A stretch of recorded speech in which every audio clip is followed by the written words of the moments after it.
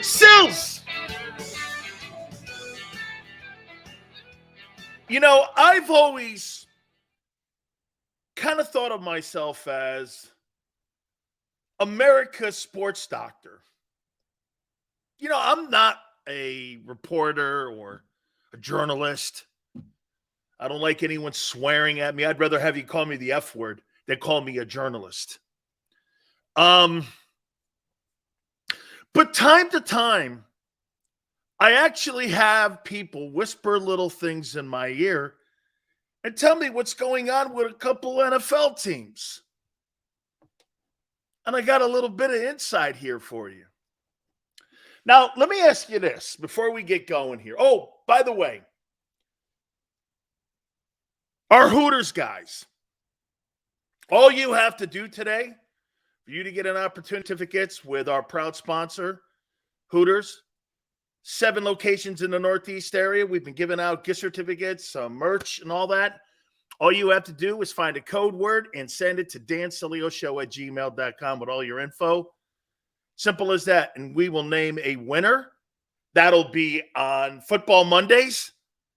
And you may find yourself in the collection of people like Nick and Israel who have won our gift certificates with our great friends at Hooters. Throughout the next 4 hours, that code word will be out there for you. All you have to do is ID it, and you'll be able to win yourself potentially one of those gift certificates. Packed show today. My boy Tone's going to join us as he always does. That's now a staple. It's called The Segment. We have dubbed it The Segment. Merrill Reese will join us at 4:30, the legendary voice of the Philadelphia Eagles. And Tony Siracusa from The Last Word on College Football. Hey, man, there's no question. The 2 biggest stories in football this year have been Taylor Swift and Travis Kelce and Deion Sanders. It's not been Georgia going after a three-peat. So we'll talk to Tony. By the way, Tony thought that Colorado team hired a gimmick and thought that Colorado team would only win 2 games. And I believe they're playing Arizona State this weekend. So he's one of the voters on the top 25. He's a Heisman Trophy voter. We will talk to our friend. That'll be at 5:30 Eastern time to get his thoughts. Here's a little bit of the breaking news for you here. Now, let me ask you something. Do you think that organizations hire people and maybe sign people and maybe draft people to keep other people and other players away from certain organizations that could be in their division in the NFL? Do you believe this? Do you believe that, say, the Jets may sign somebody to keep them away from New England? Do you believe that kind of ping pong goes back and forth? Do you believe that? Peter, absolutely. Joseph, yes. Without a doubt, all the people that answered yes, that's exactly how it goes. You keep people away from other organizations, especially if there's a need at that. Well, I had a conversation with Michael Irvin this morning. And Michael Irvin told me that there's a 3-team race for the services of Randy Gregory. What 3 teams do you think they are? Can you guess? What 3 teams do you think have picked the phone up and had a conversation with Randy Gregory's agents? What 3 teams? Try to put them all in one line for me. I want you to pick 3 teams. By the way, I got this from Michael Irvin. Mario, look at you guys. Exactly. 49ers, Eagles, Cowboys have all expressed interest in signing Randy Gregory. That's from Michael Irvin's mouth. That the Cowboys, the only reason that they're going to let this week play out, because they don't want to start taking reps away from some of the younger guys that they have on their team now. And for Randy Gregory's people, where can he get the most reps? San Francisco, Dallas, or Philadelphia? He wants to join a team. You're not going anywhere with Denver. He signed that $70 million contract. They want to get out from it because you know why? It's not that they want to get out from Randy Gregory. They want to get out from the money because they have so much money in the coach and in the quarterback that they're already preparing. That's the first sign of them getting ready for the offseason. Right now, Denver is in the process of putting the white flag up. Okay? Where would he get a lot of reps in Philly? You think Randy Gregory would get a lot of reps? Would he would take Derek Barnett's reps away. I'm all good with that. How many reps, by the way? What's the percentage of reps that Derek Barnett gets? Does anyone know? What's the percentage of reps he gets? Because whatever it is, I'm giving it to him. And he may end up being a star. And how would that look, him going against Dallas?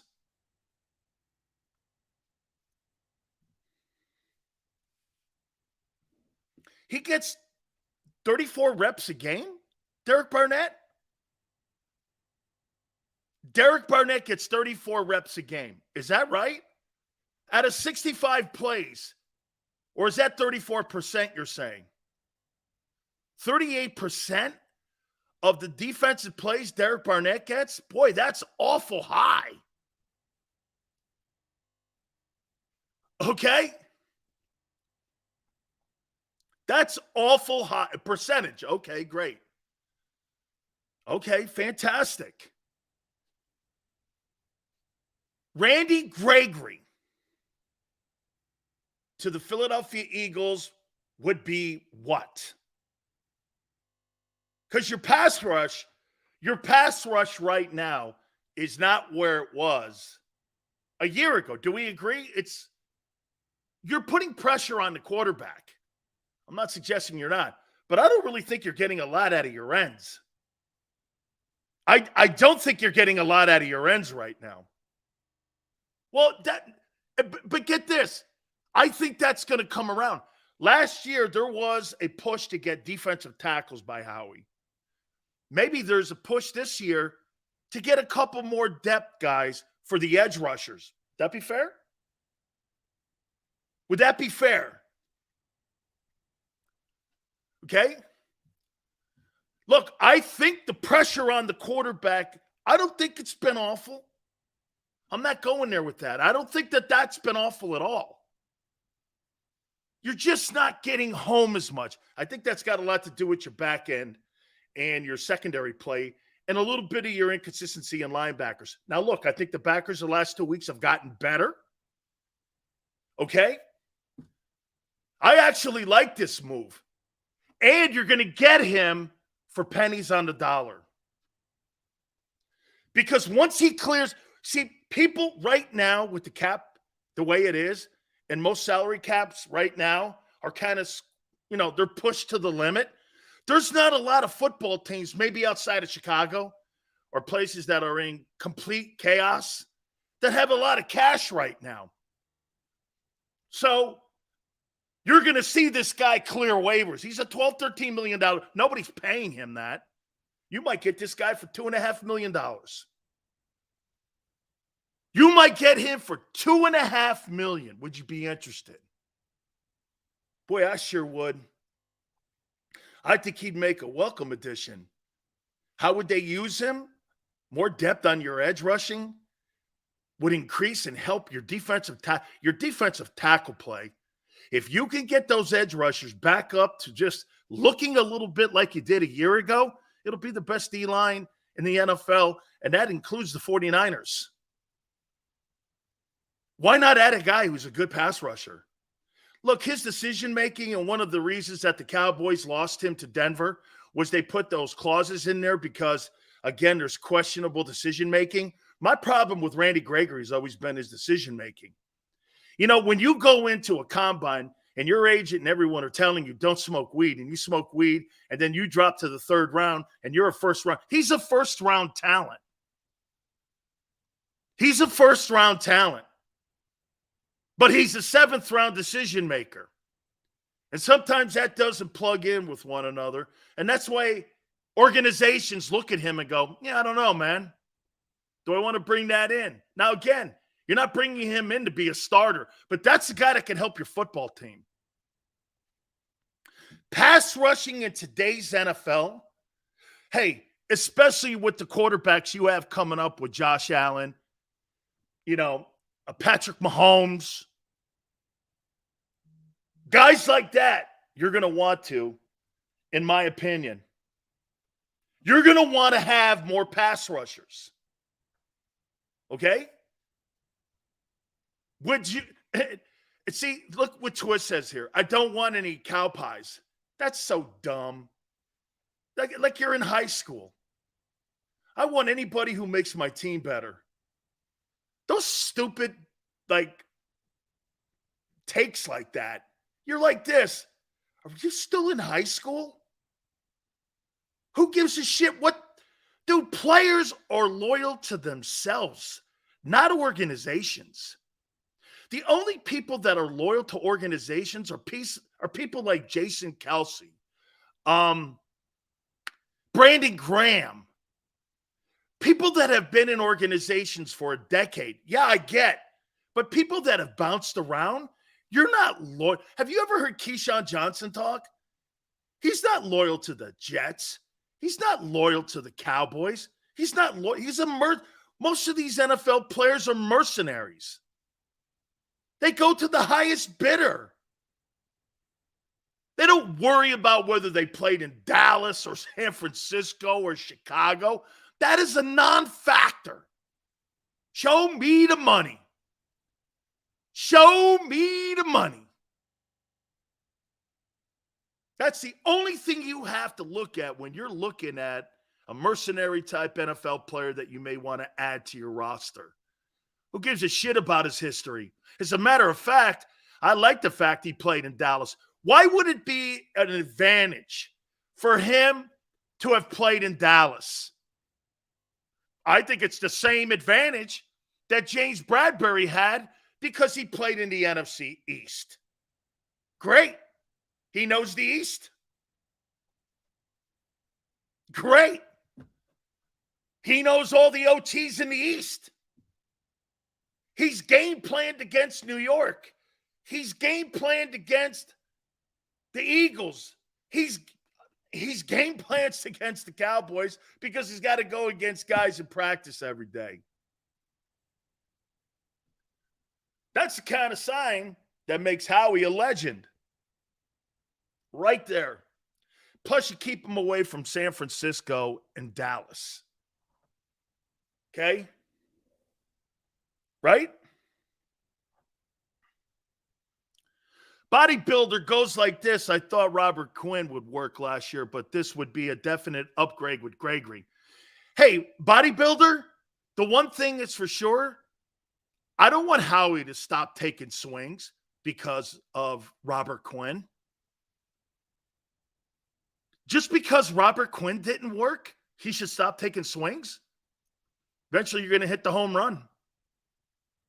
And Howie's been pretty good in his average on finding free agents. So I'm going to go with Howie taking swings. If I'm Howie Roseman's manager on free agents, I'm going to say swing away, man. It's not like this guy's striking out. It's not like this guy's striking out. Robert Quinn? Can I look at the Robert? Here's how I look at the Robert Quinn move of a year ago when they made a move for Chicago with that. You know what I say to that? Okay, that means I'm one step closer to getting to a guy that's going to be successful on my roster. Because eventually you're going to land on a guy who's going to be an impact ball player for you. Okay? I love this, man. So Eagles, 49ers, and Cowboys. Jerry Jones said today they're examining the possibilities of bringing Randy Gregory back.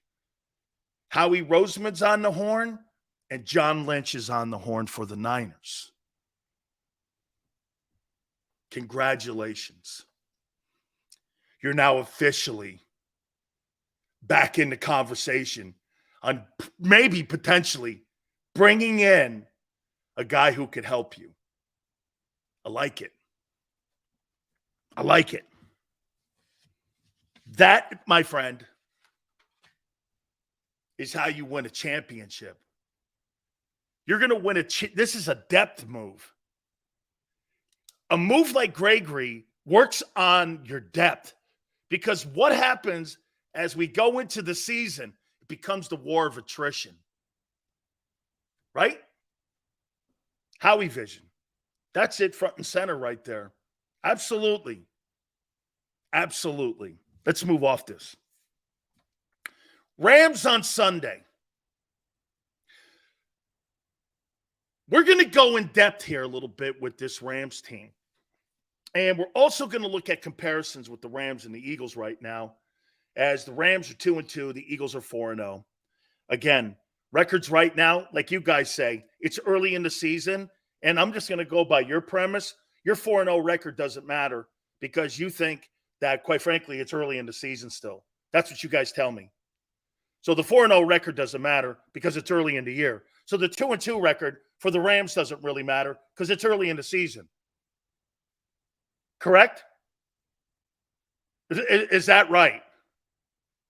Because I want to make sure that I use your sample and how you look at it. Is that what you're saying to me? That it's still early in the year. The 4-0 record doesn't matter because it's early. So the Rams being 2-2, that doesn't really matter too. No. I'm asking you a question, Sue. Which is it? Is it still too early? The team will play a little better. They're 4-0, but we're really early. And the Rams are 2-2. So they get also that, I guess, metric that it's early for them too, correct? I'm just asking a question, man. Is it early for everyone, or is it just early for the Eagles? The only thing 4-0 means is that you're off to a good start. That's it. Well, Tone, see, you have common sense. Most people in here, 75% of them don't. Okay? Peter, I think it's early for everyone too, but we're a month into the season here. We're a month in right now. Would you not agree? That's a pretty good little sample size now. It's a quarter of the season. Okay? Okay. It's one of my favorite lines that Scott brings up. The 21-1 champions of nothing. I'm 21-1 and I've won nothing. What did I win when I'm 21-1? Nothing. I'm 21-1 and I've won nothing. Hey, man, you did a lot of winning for nothing.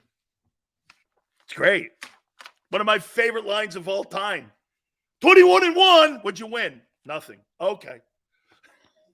A huge contract? Okay. That's not a lot to do with winning championships, but okay. Sure. Let's take a look at the Rams, and we're going to compare the Rams versus the Eagles, and you tell me what you think. The 2023 Los Angeles Rams, coached by a coach who's superior to Nick Sirianni. Superior in every way possible. Play calling, organizationally, given more control of his own team.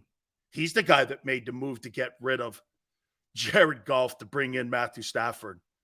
Not Les Snead and Kevin Demoff. That was his call. He was going to quit. What did they do? They just gave him $20 million annually. He's one of the highest paid coaches in National Football League. Your guy's waving pom-poms and on a megaphone like he's at some sort of camp.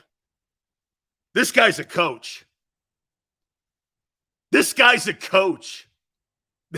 Sean McVay is a coach.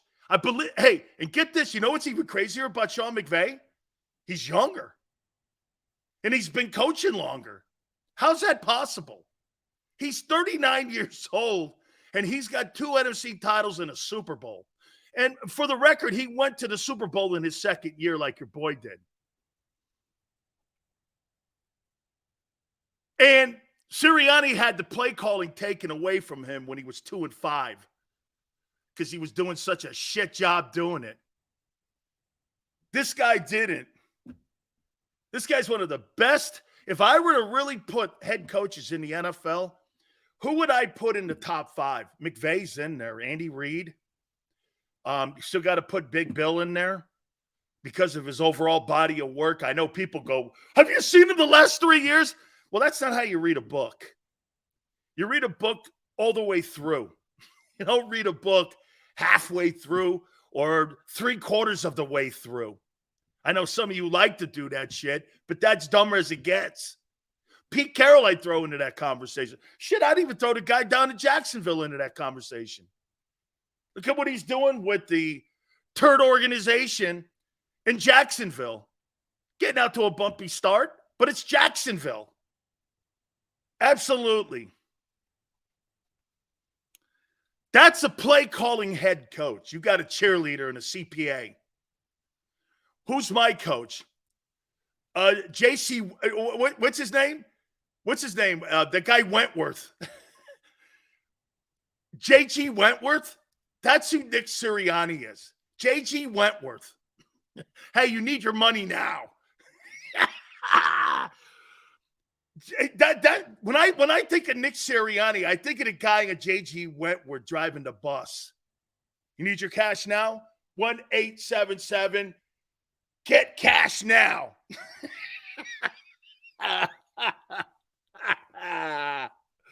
Oh, Gary Go says Sean McVay's a one-year wonder with 2 NFC titles and a Super Bowl. Oh, okay.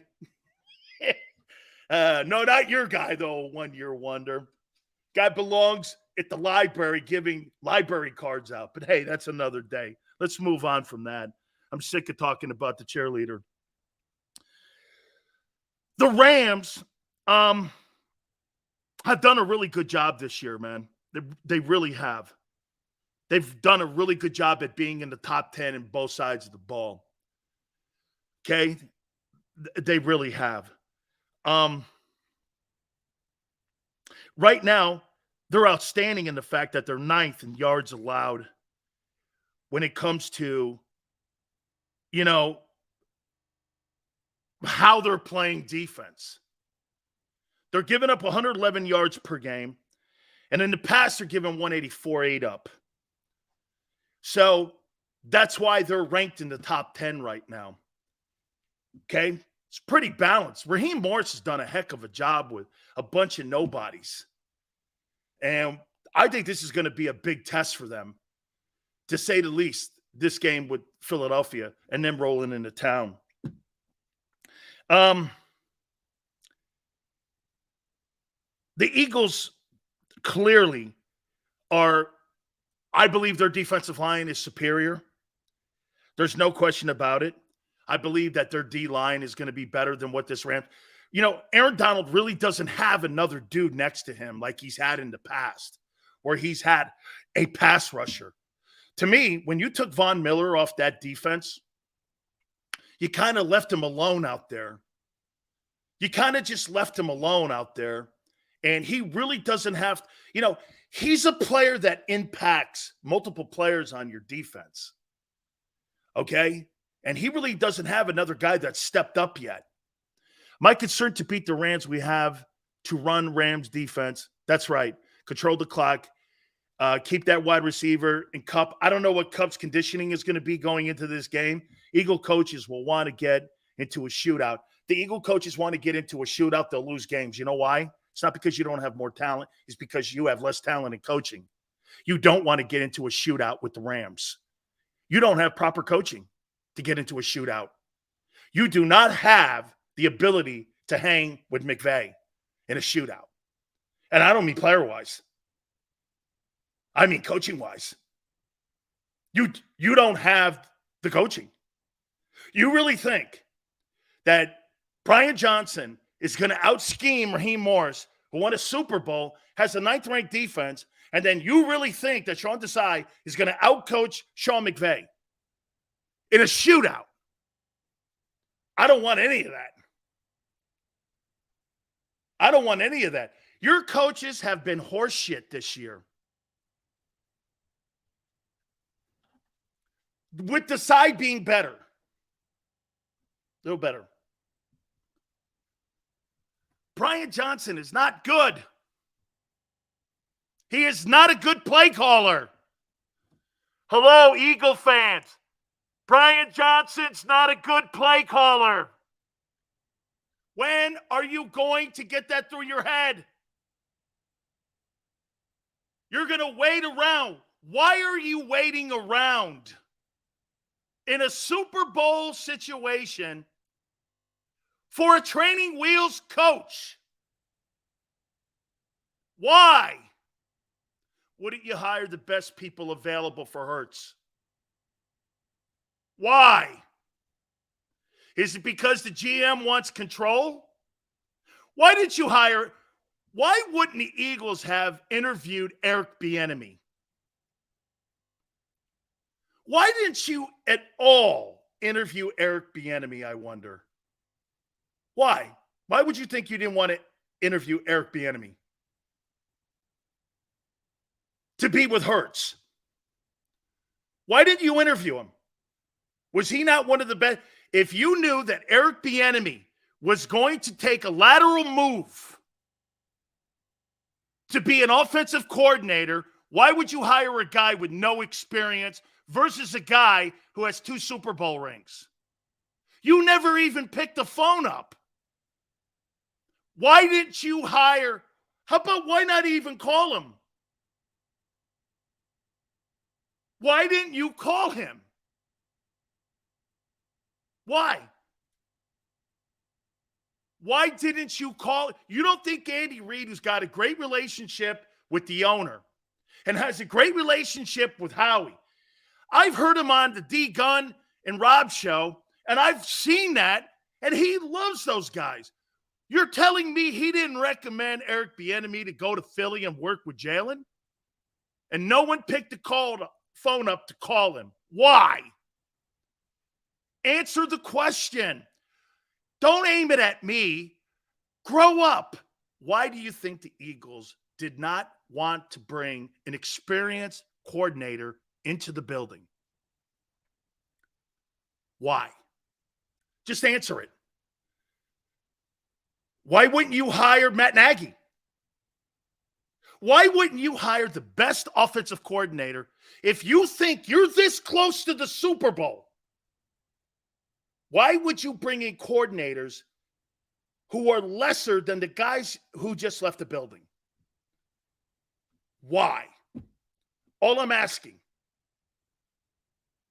Jay, control, correct. Howie'd rather have control than the proper people in the building. This is outthinking you're smart, or outthinking yourself. This is outthinking yourself.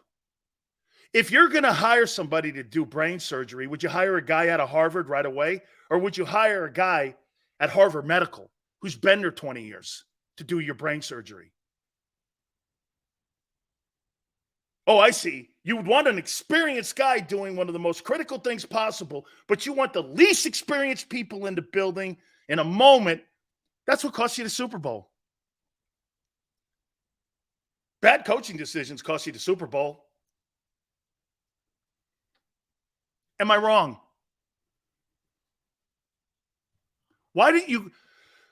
What kills me is you won't answer it. Why didn't you call Eric Bieniemy? At least have a conversation with him.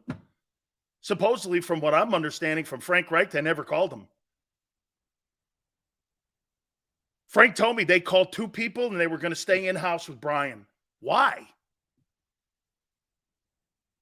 Why didn't you call him? Why didn't you call Eric Bieniemy? All I'm asking, answer the question. Who cares about Bieniemy? Because it's a fundamental way you do business. You're not looking for the best coaches to be around the best players. You don't have the best coaches around the players right now. Your coordinators are D- at best out of the gate. Your secondary on defense is terrible. Your offensive passing game is one of the worst in the league right now. Well, it's getting better because of the Washington game.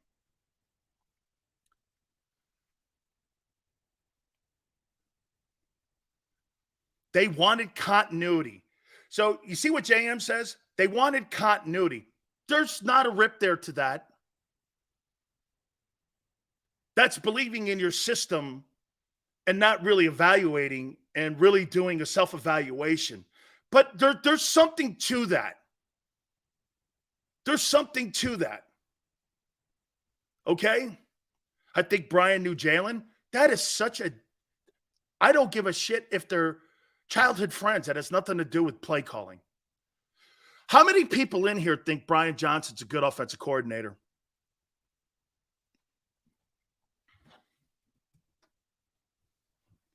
You guys will not answer why they wouldn't pick the phone up and call the best coordinators on the planet. After Vic Fangio found out the bullshit that was going on at the NovaCare Center, you know what he did? He said, screw it, I'm going to Miami. We told you about the OC, and you said we're blaming the OC. Now it's early. Still give him time. Okay? Too early to tell? It's too early to tell. See that line right there that Rich just said? Put that up for me, Tone. Please. Tone, put that up there for me. It's too early to tell. See that right there with Rich? Why would you be experimenting with a Super Bowl offense? It's too early to tell. That's my point. Whether it's Bieniemy, Nagy, whomever, Nathaniel Hackett, anybody.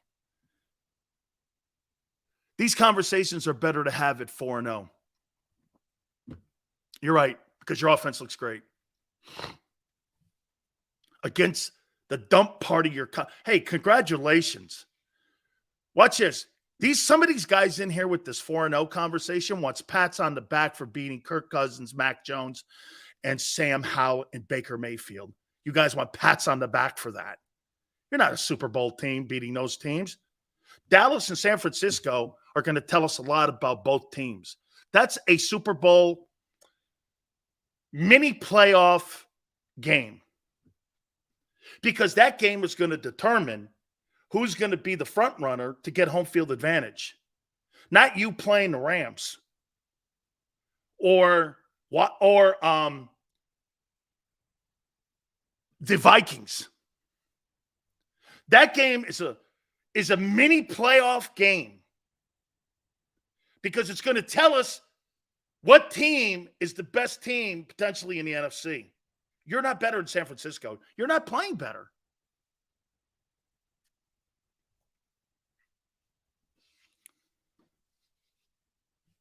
That team or that game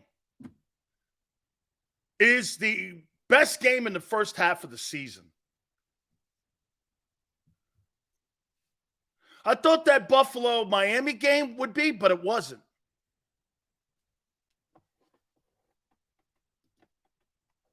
I will admit the conversation doesn't sting as much with 4-0. I got to be honest. Still, 4-0 means nothing in the long run. I'll take it as a constructive criticism, which is good. Yeah, because this is a marathon. Absolutely. Again, 4-0 right now means you're out to a good start versus things you're supposed to be doing anyway. You want pats on the back for winning games right now that you should be winning anyway. But yet your coaches keep you in every game because they're not very good. You understand that last year, the reason that you were dominant, the coaching decisions that were being made, albeit with Jonathan Gannon as well, on both sides of the ball, everything was hitting on sync. You had coaches going and doing well. You had players playing well. This year, you got the player. You know, it was a really great question that was asked to me yesterday. What would I give Jalen Hurts' grade so far as a player? C. What would you give Jalen Hurts' grade as a player without the coordinator's involvement? B+. Yeah, I'm comfortable saying that. Jalen Hurts is held back by the lack of creativity and the predictability. You're not going to see that this weekend against the Rams. Senor, solid B? Yeah. Oh, B+. I gave Jalen a B. Without Brian Johnson, B+. With Brian Johnson, C+. Sure. Matthew Stafford versus Hurts so far this year. 166 attempts, 103, 1229 in passing yards. Here's where you got the issue with Stafford and the lack of a running game. 62% completion percentage. That is not going to win you a NFC West. When you have the quarterback can put up all those stats all he wants. If he's not being accurate right now and you're just relying on one dimension of your football game and your football team, and that's throwing the ball, because the Rams don't have a running game. That's why that percentage is low like that. Plus, you have the 3 picks or the 3 touchdowns and the 5 picks for 78-1 in QBR. He's putting a lot of yards up because he has to, because they're a one-dimensional football team. They're almost, how about this? I would make this point to you about the Rams. The Rams right now are a better version of the Minnesota Vikings because they're better on defense. Okay? Because they're better on defense. Hurts, 130. Let me see this. Yeah, he's thrown 36 more passes. And Jalen's almost got as many completions. Stafford's got 103. He's got 88, 959. I mean, they really just aren't throwing the ball a lot. But here's the key. Here's why Hurts is, I look at that accuracy number more than I look at the passing yards, believe it or not. I know some of you are always looking at the passing yards and thinking I do. I look at the first number I look at a quarterback. What's your completion percentage? That tells me if he's accurate or not. That tells me if he's accurate. And you got a quarterback at 68%, I'm going to round it up. That means out of every 10 passes, Jalen Hurts is completing 7. You're going to win a mountain of football games. A mountain of games when your quarterback is that accurate. When you got a quarterback in Stafford completing 6, you're going to have moments in the game where he's going to throw it to your guy. Okay? Now, here's the difference between Stafford and Hurts. Stafford's capable of going for 375 and 5 touchdowns, 1 interception, because we've seen it. And what's the one thing that plays into the favor of the Rams in this game? You have a horseshit pass defense. And when you have good to talented people that can get open, I believe Matthew Stafford's going to throw for a shitload of yards in this game Sunday. Does that mean they win? No. No. But this could come down to coaching. I think this is going to come down to coaching. And what do I mean by coaching? Your in-game adjustments. Are you going to do this? Well, let's throw the ball and get in. You want to throw the ball and you want to get into a shootout with the Rams, you'll lose. If you want to go in and let Jalen be Jalen, 275, 75 yards rushing Jalen, you could put a 30 burger on them and hold them to 7. If you're just smart. They have not been smart coaching-wise this year. Every football team that you have played has had a last possession opportunity to beat you, but the Bucs. That's coaching. Every team that plays the Eagles wants to do this. Let's make it ugly. Let's have the last possession. Let's go at it, and let's try to beat them. The Rams want this to be a fourth quarter game too. Last year, you were able to put teams to sleep in the first half. You haven't put anybody to sleep. Actually, you went into the previous game down 10. That's coaching. If I'm the Eagles, I'm running the ball right at Aaron Donald, wearing his ass out. Don't you see what Arizona did to a great pass rusher in Michael Parsons? They blew that guy's doorknobs off by doing what? Let's find out how tough he is. Let's see if he could play the run. They ran to the tune of 222 yards over Michael Parsons. I don't think Aaron Donald could play the run. And I've said this before to you. I'm going to make a proclamation to you that I said to Xander Krause years ago when I first started here. I always thought when Fletcher's prime, he was a better ball player than Aaron Donald. I'm sorry. He's a DT I want over him. I know he's an electric pass rusher, but Fletcher Cox plays the shit out of the run, man. Maybe that's just an old school guy. There was nothing he couldn't do in his prime. Stop the run, get you 10 sacks, 9 sacks, impact the entire D-line. Fletcher Cox was a mother you-know-whatter, man. I love the way that dude played ever since he came out of Ole Miss. I just love the way he played ball, man. A big physical presence in the middle. Dude, you can run. Do you think there's any coincidence that Aaron Donald has played on more defenses that have given up a nickel per rush than any great player that I can ever remember? I mean, go back and look. They give up more rushing yards with him and that D-line. Now, look, I know it's a different era. Man. And by the way, I did hear about that epidural. That is a serious blow to the Eagles that he's out. That's a serious blow. Dude, it's not because the other guys can't do it. They like rotating those tackles in there. Milton Williams is going to have to be – look, and I don't think that Rams offensive line is all that super. I think it's down in the 20s somewhere. So they're gonna be fine in that. It's just a rotation thing. Anytime you take talent off of your roster, it hurts. Okay? It hurts. And I think that hurts your run defense a little bit. Those guys have had a really nice, good, hey, swear to you. Sills, what's the DT grade as a group? A.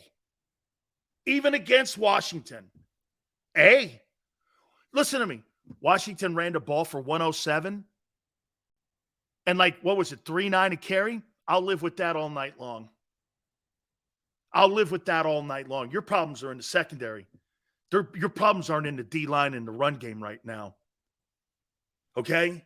Your problems aren't in the D-line right there. Hey, Sills, you know what? You gave up 107 and 3.8 yards a carry. Okay, I'm all right. I'm good with that. I'm all right with that. I come out of that game with my group. I look at those dudes and go, we're good. Keep playing. We're good. Like, if I'm Tracy Rocker, I'm not upset with that. I'm okay with that. And get this, I would go like this to you. maybe not one of their better performances because there were some plays on third down they kept alive. You maybe want to correct some of those, a little bit, but still, I thought it was a good effort against the run. Okay, I thought it was a good effort, man. Not their best, but it wasn't horrible. Any team in the league would take that. 107, 3-8? Yeah. You like that number around 2-9? Get it? It's okay. Hey, it's better than getting destroyed by Arizona. Watch this. So far, the worst run game that the Eagles have played has been Washington, and they only gave up 107. I'd rather be Philly than Dallas. You know what Dallas is trying to make people in the media believe? That Arizona game never happened. Okay? They're trying to make you go, hey, this is the biggest game. Bro, if I were you, I'd put extra chin straps on my guy because you're soft. Or here, let's gloss over it and give the Cowboys a better word that the media is using instead of soft. Finesse. You're a finesse team. Philly, San Francisco. Here, you know who the bullies on the block are? You know who a bully is, right? You know who the bullies on the block are in the NFC? Philly and San Fran. Those are the bullies. Dallas, Seattle. Detroit's trying to be a bully. They're trying to be. I'd say this. Detroit is the only team in the NFC knocking on the door right now that wants to get into the Philadelphia, San Francisco, Dallas group. And in my opinion, Dallas is closer to Detroit than they are Philly and San Francisco. Would that be fair? I think Detroit's closer to getting in the group. See, you guys have a select fight club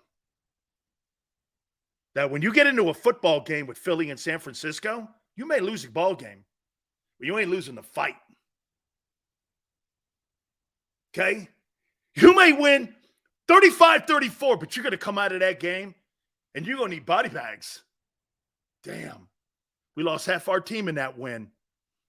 That's what great armies do, man. Hey, you may win this battle, but you ain't winning the war.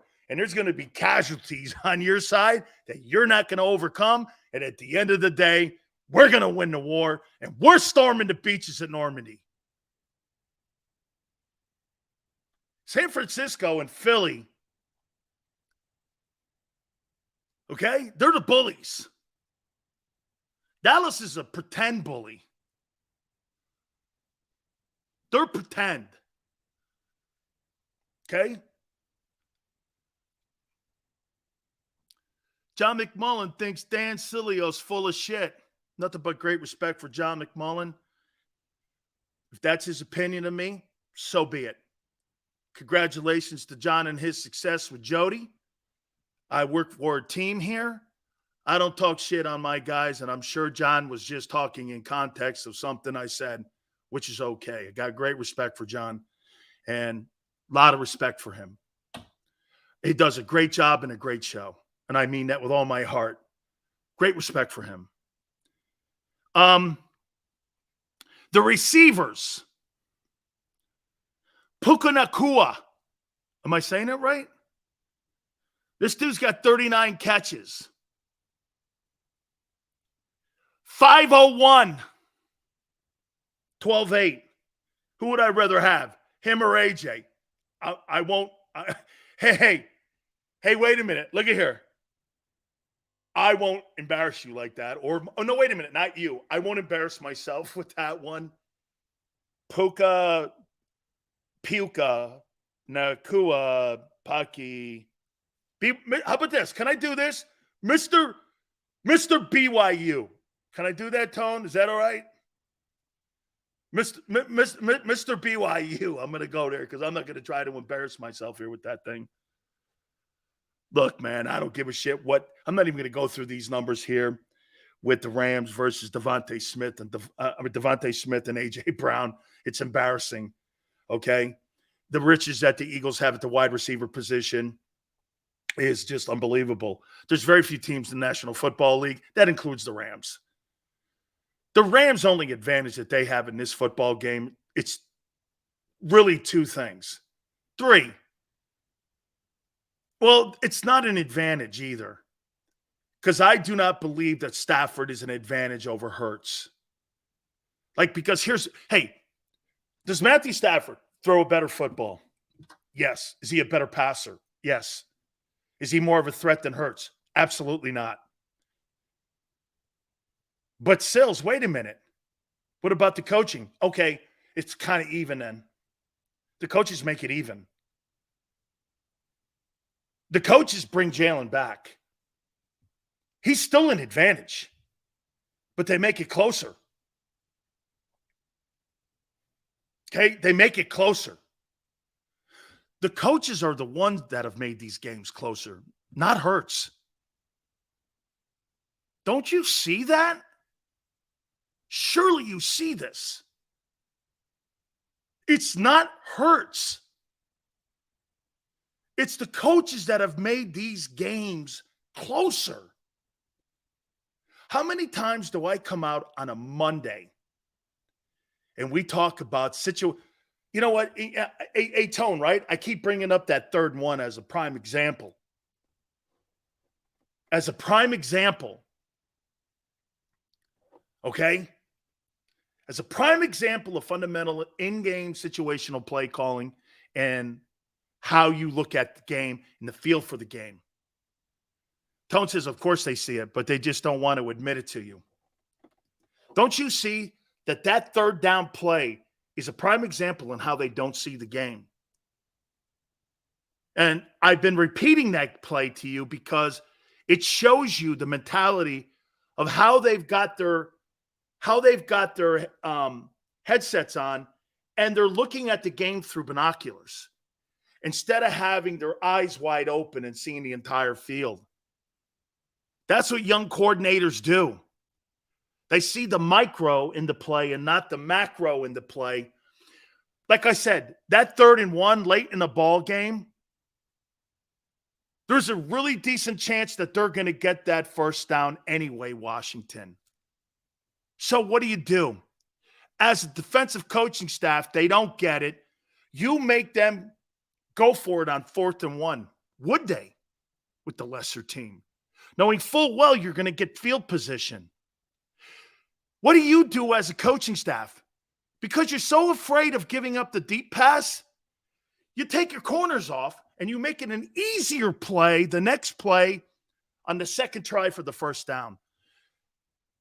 I can't tell you how ass backwards thinking that is. You make the lesser team make the tougher decisions in game every single opportunity you get a chance. You don't give teams opportunities, because then you know what you end up finding out? You end up finding yourself on the 1-yard line playing defense with no time on the clock, with a chance to lose the game, and the coach makes a conservative decision. You won that game because a coach played conservative with no time on the clock. You won it in overtime because you're the better team. Plain and simple how that Washington game played out. But that is a microcosm so far of how they are coaching Jalen. Maybe that's more the problem that I'm having here.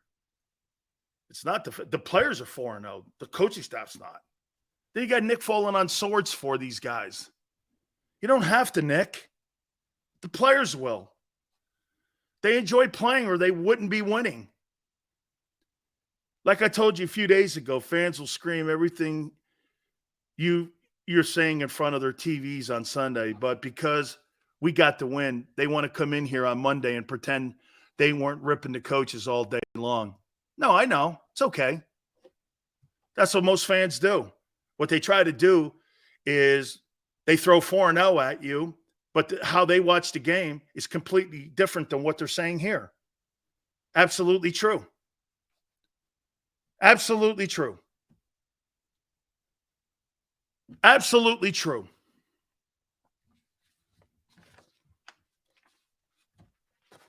It's what I don't know what Quan says about you're all right. Thank you. Isn't it funny? I asked you the question earlier why you didn't call a qualified coordinator like Eric Bieniemy, and not one of you in here would answer it.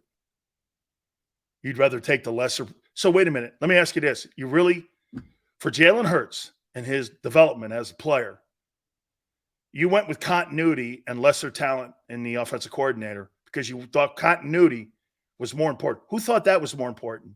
Howie or Nick?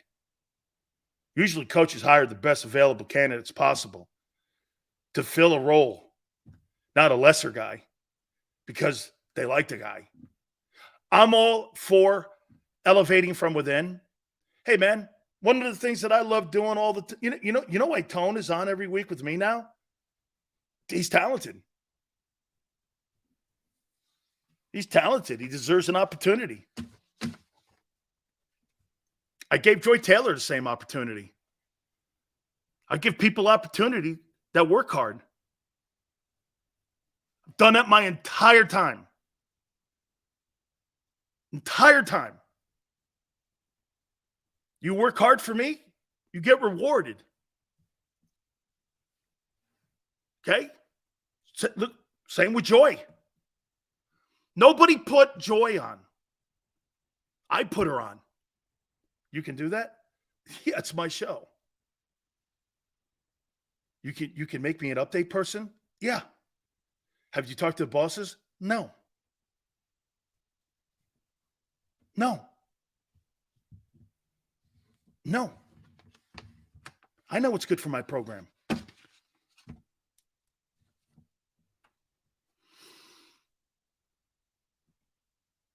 People who work hard get rewarded.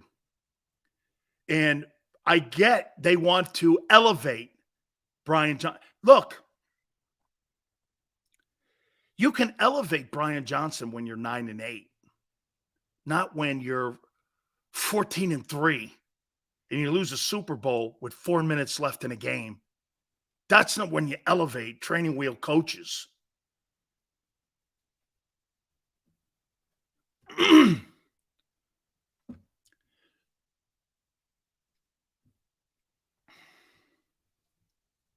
Training wheels. Why didn't you call an experienced coordinator?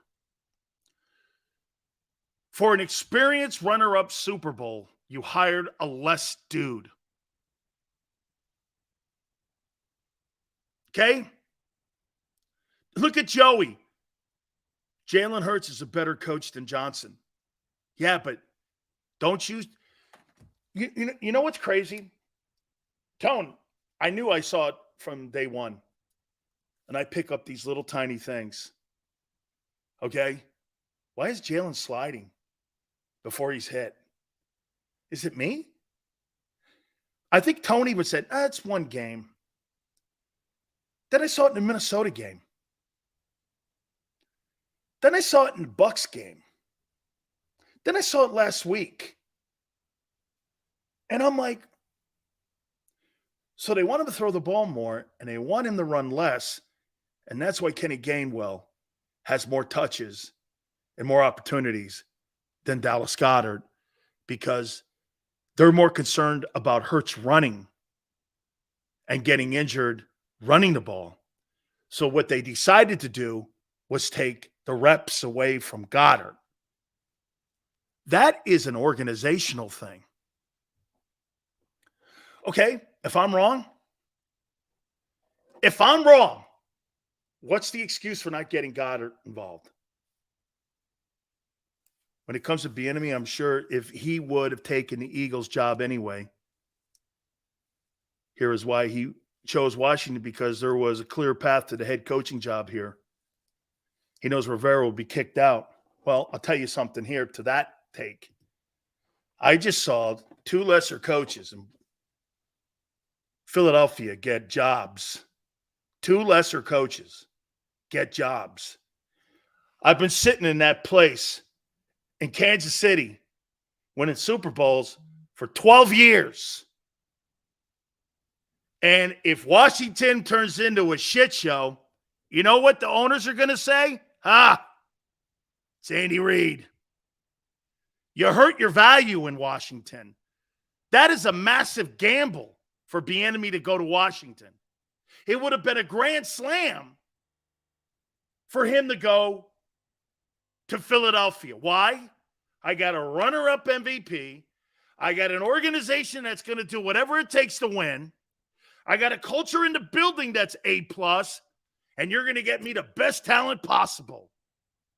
What's an easier road to get a head coaching job in the NFL? Philly or Washington? What's a bigger gamble? Washington. Eric Bieniemy took the Washington job because Eric Bieniemy had no options other than to take that job.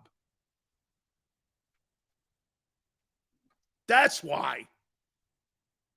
He had no other option. He had to take that gig or stay in KC as a puppet for Andy. You go to Philly and you get back to a Super Bowl versus Washington. If you end up 8-9, Sam Howell sucks. Owners around the league are going to go, I'm not hiring him. It was Andy Reid, like we all said he was. But if you would have took Jalen Hurts back to the Super Bowl, he could have named his job. But you never called him.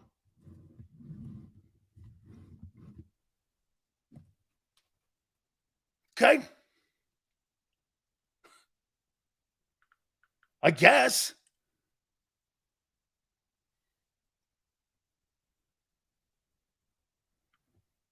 Okay.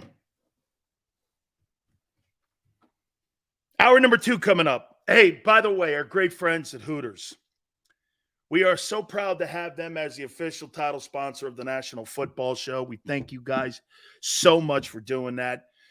All you have to do is go to northeasthooters.com to find that local location nearest to you to experience what I've been talking about now for 40 years. That's right. If you don't want to go into any one of the places, you can go up to the app and go hooterstogo.com. The iconic Hooter girls will bring the food out to you. If you want to go into the places, absolutely awesome environment. Tuesdays, some of the great traditions they have. Buy 10 wings, get 10 boneless free. Wing Wednesdays, 1983, all you can eat. The happy hours are off the chain. $6, 6 items. Fried pickles, get all your favorite drafts. Simple as that. Go to northeasthooters.com. That's northeasthooters.com to find a location nearest to you. And when you do me a favor, tell them Big Sil sent you.